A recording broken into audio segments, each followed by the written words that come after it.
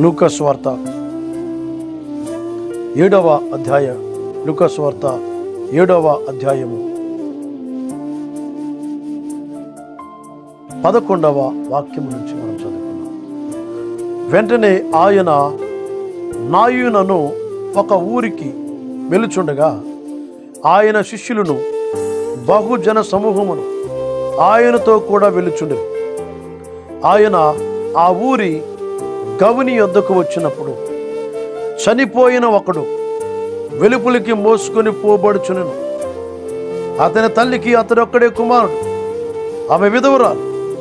ఆ ఊరి జనులు అనేకులు ఆమెతో కూడా ఉండేది. ప్రభువు ఆమెను చూచి ఆమెందు కనికరపడి ఏడవవద్దని ఆమెతో చెప్పి, తన కొడుకు విధవరాలు కుమారుడు చనిపోయాడు, పాడ మీద మోసుకొని వెళ్తున్నా. ఎంతో దుఃఖము, ఎంతో వేదన, ఎంతో బాధ.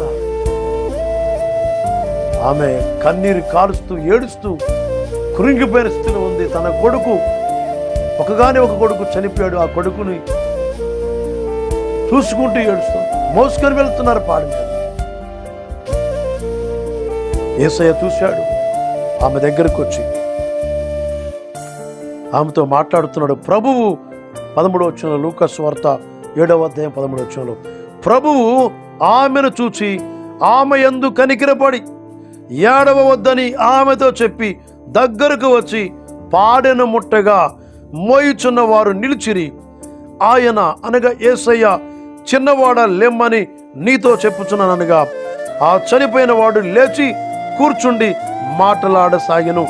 ఆయన అతని తల్లికి అప్పగించి ఆ తల్లిని ఓదార్చెను. దేవునికి స్తోత్రం. Praise the lord. నా ప్రియమైన దేవుని బిడ్డలారా, దేవుడు నిన్ను ఓదార్చుతాడు, ఆదరిస్తాడు, బలపరుస్తాడు, సహాయం చేస్తాడు. ఈ రోజున దేని విషయంలో వేదన పడుచున్నావు, దేని విషయంలో కృంగిపోయి ఉన్నావు, దేని విషయంలో నలిగిపోయి ఉన్నావు, దేవుడు ప్రభు అయిన యేసుతో మాట్లాడుచున్నాడు. ఆయన నీకు సహాయం చేయబోతున్నాడు. దేవునికి స్తోత్రం. ప్రభు నీకు సాయం చేయబోతున్నాడు. నీ కన్నీరంతా తుడవబోతున్నాడు. పగిలిన మీ హృదయాలను, గుండె చెదరని మీ కుటుంబాలను దేవుడు బాగు చేయబోతున్నాడు. Praise the lord. ఈ రాత్రి దేవుడు మిరకలు జరిగించబోతున్నాడు. ఈ రాత్రి దేవుడు నీకు ఆర్థిక సాయం దయచేయబోతున్నాడు. ఈ రాత్రి నీకు ఆరోగ్యాన్ని ఇవ్వబోతున్నాడు.